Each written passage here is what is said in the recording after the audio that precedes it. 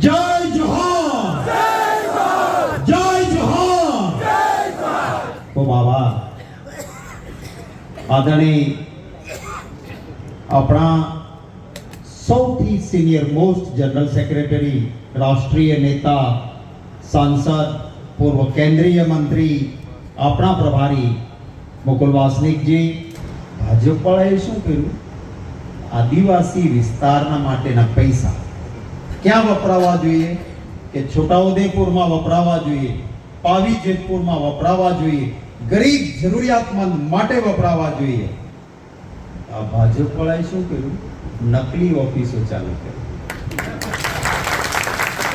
પકડાણી નહીં. એ પણ અહીંના જાગૃત લોકોએ જ્યારે કહ્યું ને કશું સરકારને ખબર ન પડે.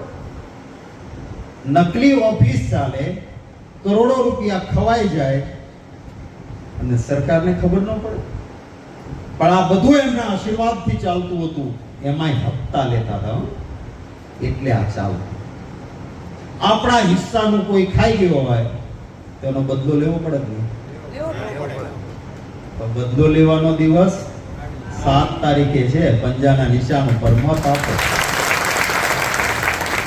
આ હોલમાં બેઠા છે એટલા એક એક વ્યક્તિ સુખરામ રાઠવા બને, ઉમેદવાર બને, પ્રવક્તા બને અને એક એક મતદાતા સુધી જજો અને વાત કરજો કે આ એ ભારતીય જનતા પાર્ટી છે જે આપણા હકનું ખાઈ ગઈ છે, એનો બદલો લેવો છે ને પંજાના નિશાન પર મતો આપો.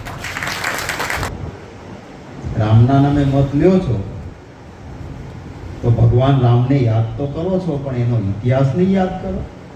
એ ભગવાન રામ હતા કે જેને શબરી માં પાસે જઈને એના હેઠા બોર પણ ખાધા. આવે છે ભાજપ વાળા આપણું દુઃખ પૂછવા તો ये न है राम के, ये न है रहीम के, ये है बराबर ना. એટલે આ રામના નામે માત્ર વેપાર કરે છે. હું હિન્દુ છું, મારી દેવી દેવતાની આરાધના કરું, ભગવાન શ્રી રામને માથું નમાવું તો મોક્ષની પ્રાપ્તિ માટે હું કરું, મતની પ્રાપ્તિ માટે નહીં. અરે કામના નામે મત હોય, કામની બદલે કેળા કારનામાં ખોટી ઓફિસો ઊભી કરી નકલી અને આપણા પૈસા ખાઈ ગયા. તો કામના નામે મળે એમ નથી, રામના નામે રોટલો શેકવા નીકળ્યા છે ને ઓળખી લીધું. હિન્દુ ધર્મમાં સર્વોપરી શંકરાચાર્યજી મહારાજ, 4 વેદ, 4 શંકરાચાર્યજી મહારાજોની એ જવાબદારી. હિન્દુ ધર્મ, સનાતન ધર્મમાં સર્વોપરી શંકરાચાર્યજી મહારાજ. એમણે એમ કહ્યું કે મંદિર છે એ કઈ વાસ્તુ નથી, એમાં પ્રાણ પ્રતિષ્ઠા છે. જેમ અડધા શરીરમાં પ્રાણ ન આવે એમ મંદિર અધૂરું હોય તો એમાં પ્રાણ પ્રતિષ્ઠા ન કરાય. શંકરાચાર્યજી મહારાજે આને તો હું હતું કે જો મંદિર પૂરું થવા જાય તો ચૂંટણી પૂરી થઈ જાય, પછી મંદિરના નામે મત કેમ માંગવા? એટલે કે શંકરાચાર્યજી મહારાજનું નહીં સાંભળીએ. એક પણ શંકરાચાર્યજી મહારાજ ભાજપે તાઇફો કર્યો મંદિરના નામે, એમાં એક પણ શંકરાચાર્યજી મહારાજ ન ગયા. હવે જ્યાં શંકરાચાર્યજી મહારાજ ન જતા હોય ત્યાં હિન્દુ તરીકે કોંગ્રેસનો કોઈ હિન્દુ જાય ખરો? હવે પાછા એના નામે રાજકારણ કરવાની છે. કોંગ્રેસ વાળા ગયા નહીં. અરે તમારા બાપ શંકરાચાર્યજી નહોતા ગયા, પછી એમ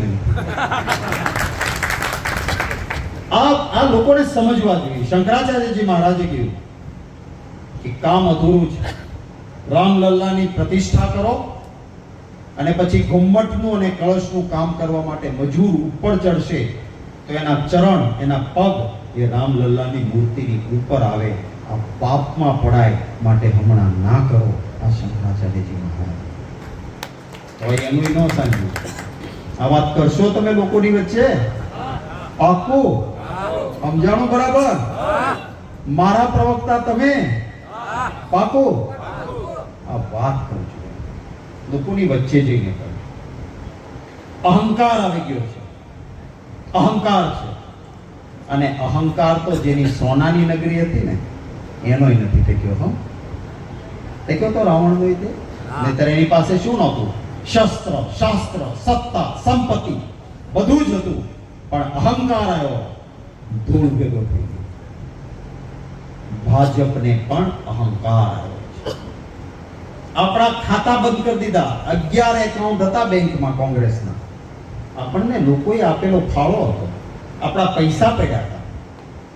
આવું ખોટું બાનું કાઢ્યું કે 2017-18ની સાલમાં તમારા સંસદ સભ્યોએ કોંગ્રેસમાં 14,56,000 રોકડા આપ્યા હતા.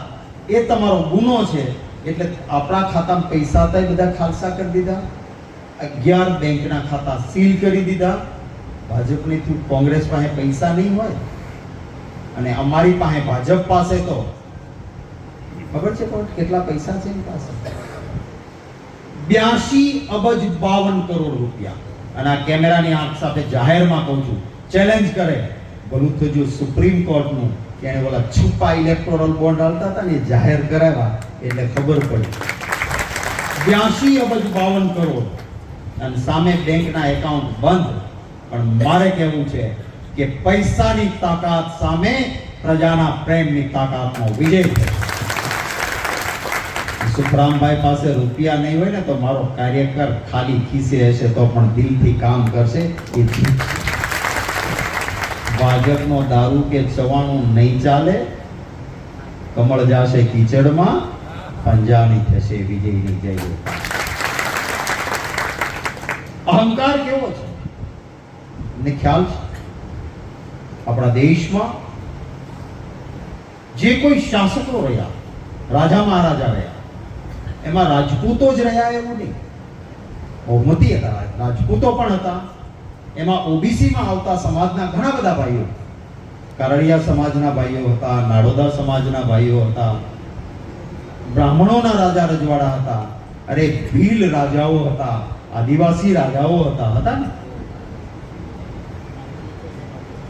મોટા મોટા રાજા મહારાજાઓ થયા. અરે ક્યાંક ક્યાંક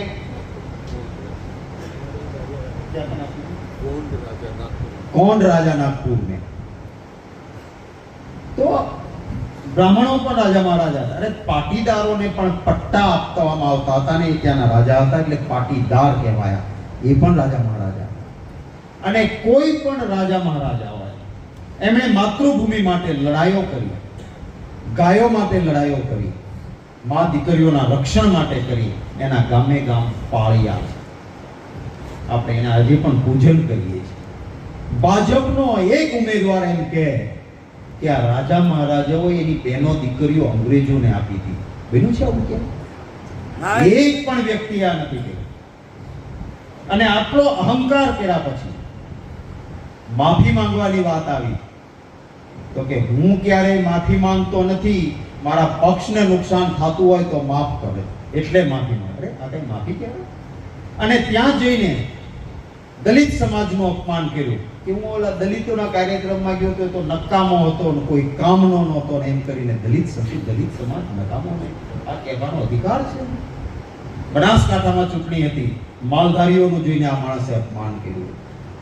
ભગવાન શ્રી કૃષ્ણએ પણ શિશુપાલના ગુના માફ કર્યા, પણ એક હદથી વધારે ગયા તો ભગવાન શ્રી કૃષ્ણએ શિશુપાલનો વધ કરવો પડ્યો હતો. આ સ્થિતિ રૂપાલાની છે. આ પહેલો ગુનો નથી, આ ભૂલ નથી. અને પછી માંગ શું હતી? આ દેશની બહેનો દીકરીઓનું અપમાન હતું એટલે બધા જ સમાજે કહ્યું કે ભાઈ આની એકની ટિકિટ તમે કાપો, આની બદલે બીજાને આપો. ભાજપનો અહંકાર હતો. પાઘડી પાડી દઈએ, તમારી આબરૂ પાડી દઈએ, પણ ટિકિટ નહીં બદલીએ. અને હવે જ્યાં જાય છે ત્યાં માત્ર એક સમાજ નહીં, બધા જ એનો વિરોધ કરે છે અને એટલે તકલીફ પડે. આ જાગૃતિ છે વર્ગની. અહંકાર સામે લોકોના આત્મસન્માનની લડાઈ છે. અહંકાર અને આત્મસન્માનની લડાઈ જ્યારે ઇતિહાસમાં થઈ છે ત્યારે અહંકાર હાર્યો છે અને આત્મસન્માનનો વિજય થયો છે. આ વિજય થશે. સુખરામભાઈ એક નિવડેલો સમાજ સેવક છે. એની સાથે વિધાનસભામાં વર્ષો સુધી હું રહ્યો છું. આપ સૌનું કામ કરે એવો માણસ છે. મિલે તો જિંદાબાદ, ના મિલે તો ભી જિંદાબાદ કરનારો માણસ. એના માટે જરૂર પડે તો મેં કહ્યું ને થોડીક નાણાં ભીડ છે હો. બહુ અપેક્ષા રાખવી નહીં. હું આભાર માનીશ આપણા ગુજરાતના જાગૃત મતદાતાઓ. જ્યાં જ્યાં ગેનીબેન બનાસકાંઠામાં ચૂંટણી લડે છે, સામાન્ય રીતે શું હોય, ઉમેદવાર પાસે કંઈક લેવા લોકોની લાઈન લાગે. લોકોની લાઈન લાગે છે કે ગેનીબેનને અમારે પૈસા આપવા છે, મત તો આપવા છે, વોટ તો દેંગે પર નોટ ભી દેંગે.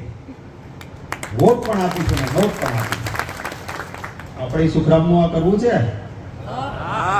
હું તો કહું છું કે સેતુ બનતો હતો ને ત્યારે જાંબુવન જેવા હતા એ મોટા પહાડ લાવીને નાખતા હતા, પણ ઓલું પક્ષી છે ને એ ચાંચમાં પાંદડું લઈને નાખતું અને ખિસકોલી ધૂળમાં આળોટી પાછી સેતુ ઉપર જઈને આડી પડે. ઓકે, પૂછ્યું તું આ શું કરસ? મારી પાસે બીજું કઈ નથી, આ રૂવાડી છે, ધૂળમાં આળોટું, થોડીક ધૂળ ચોટે, પાછી જઈને આડી પડું તો સેતુમાં થોડીક ધૂળ પડે તો મારું પણ યોગદાન ગણાય. આવું ખિસકોલી કરતી હતી એટલે સેતુ એમ. આ કોઈ ઇન્દ્રનીલભાઈ જેવા જાંબુવન જેવા હોય ભલે પહાડ આપે, હું તો કહું છું 1 રૂપિયો સુખરામને આપી શકો ને, 1 રૂપિયો આપજો અને કહેજો કે સુખરામભાઈ ભલે બેંકમાં તમારા ખાતા ભાજપે બંધ કર્યા હોય, અમે વોટ પણ આપીશું ને નોટ પણ આપીશું તમને જીતાડવા. આ વાત આ હોલ પૂરતી ન રાખતા હો. આ વાત એક મતદાતા સુધી લઈને જજો, એક મતદાતા સુધી લઈને જજો અને આત્મસન્માન એનો વિજય થાય એના માટે કામ કરજો. આપ સૌ બહોળી સંખ્યામાં પધાર્યા, હોલ નાનો પડે એવી સ્થિતિ થઈ. આપ સૌનો ખૂબ હૃદયપૂર્વક આભાર માનું છું. ઉપરવાળાને પ્રાર્થના કરું છું અહીં વસતા આપ સૌની ખૂબ પ્રગતિ થાય, ખૂબ આગળ વધો. કોંગ્રેસ પક્ષની સરકાર ભૂતકાળમાં કાયદો લઈને આવી કે કોઈ મારો આદિવાસી ભાઈ જંગલમાં રહેતો હોય અને ફોરેસ્ટ ગાર્ડ આવીને દંડા મારીને ભગાડે, ન ચાલે. કાયદો બનાવીને આપો, વન સંપત્તિ પર આદિવાસીનો અધિકાર, રાઇટ ઓન ફોરેસ્ટ લેન્ડ, કાયદો બનાવીને આપો. પણ આ ભાજપ વાળાએ આ કાયદાનો અમલ નથી કર્યો. આપણી કોંગ્રેસની સરકાર આવશે, સંપૂર્ણપણે અમલ થાય. 7, 12 અને 8 પણ મારા આદિવાસી ભાઈના નીકળે એવી વ્યવસ્થા કરી. ગણેલો છે, 2 કરોડ નોકરીઓ આપશું. ભાઈ બહેનો કહ્યું તું, મારી નોકરી હતી એની વહી ગઈ. કોંગ્રેસની પાક્કી ગેરંટી છે, 30 લાખ નોકરીઓ ખાલી પડી છે. કોંગ્રેસની સરકાર બને 30 લાખ નોકરીઓ આપવાની. કોઈ ગ્રેજ્યુએટ હશે, ડિગ્રી વાળો હશે, નોકરી નહીં હોય, વર્ષે 1 લાખ રૂપિયાનું સ્ટાઇપન્ડ કોંગ્રેસની સરકાર આપે. ગરીબ પરિવાર હશે તો પરિવારમાંથી એક મુખ્ય મહિલા હશે, એને વર્ષે 1 લાખ રૂપિયા કોંગ્રેસની સરકાર આપે. અને આપણું એવું નથી હો ભાજપ જેવું. भाजपा वाला શું કહે, चुनाव के वक्त कहते हैं वो करना थोड़ी होता है, वो तो जुमला होता है. क्या है भाई? વાર છે હજી મુકુલજી બોલવાના છે, આરામથી બેસી જાઓ. એટલે આ બધી વાતો યાદ રાખજો. હું કહીશ લડેંગે, તમે કહેશો લડેંગે, લડેંગે, લડેંગે. ધન્યવાદ, ખૂબ ખૂબ આપ સૌનો આભાર.